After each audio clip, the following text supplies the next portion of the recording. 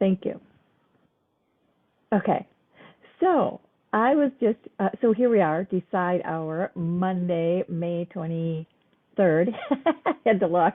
Um, and during Decide Hour, one of the decisions I am working on is my whole like entire rebranding, right? So my question was, I see a lot of people going to like just like their first and last name. So, nancykelso.com would be my website. I think I do have that one reserved, but right now I'm kelsocoaching.com. I also do not have like a clever, catchy name, like I don't know what people all have out there, but Mind Fire Mastery and Type 3 Consulting I just saw, and which is based on the Enneagram. Raining Glitter Coaching I know is one. And so I'm just curious, like, is it helpful to have both, one or the other? I like Becky, thanks for putting in the chat that you have your name. And just, I always heard that using your name was kind of, that's your identifier, right? Nobody else has your name, or most, it's pretty uncommon for another person to have it. So that was why I chose Kelso Coaching, but that's not nancykelso.com. My email is nancy@kelsocoaching, but I'm just kind of playing with, like, should I have something catchy like, Heart of the Valley Coaching or something like that, or does that just take away from who I am? And the whole concept of who you are is more important than what you do anyhow. So I don't love know. that. I like the conversation because like I said, I have my website is my name, my first and last name.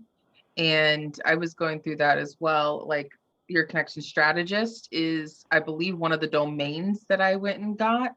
But it's not my website. But the potential of like, now I see like, oh, maybe instead of your connection strategist, I want to capture growth navigator, right? And that's something that I can, make a landing page on that redirects people to deeper of like, okay, well, who is the growth like what is the heart behind growth navigator?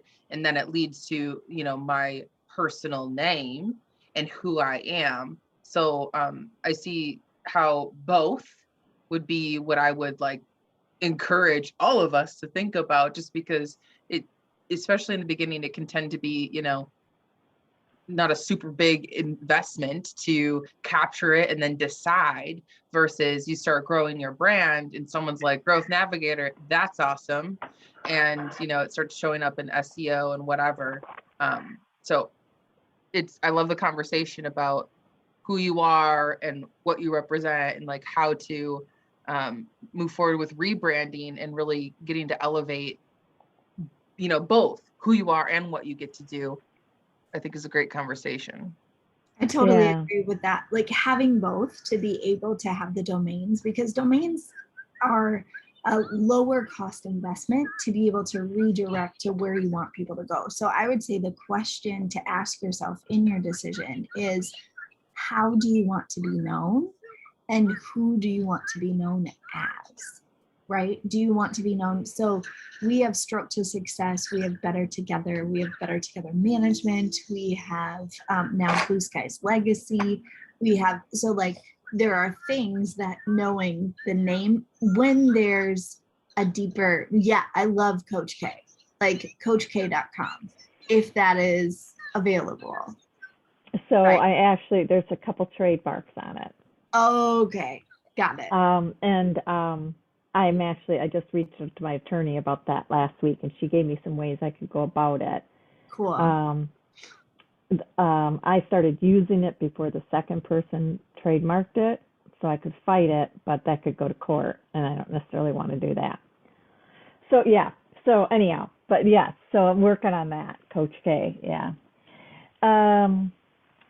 Anyhow, that's a wrap. We're at the top of our hour, so thank you for your insight. I'm going to stop this and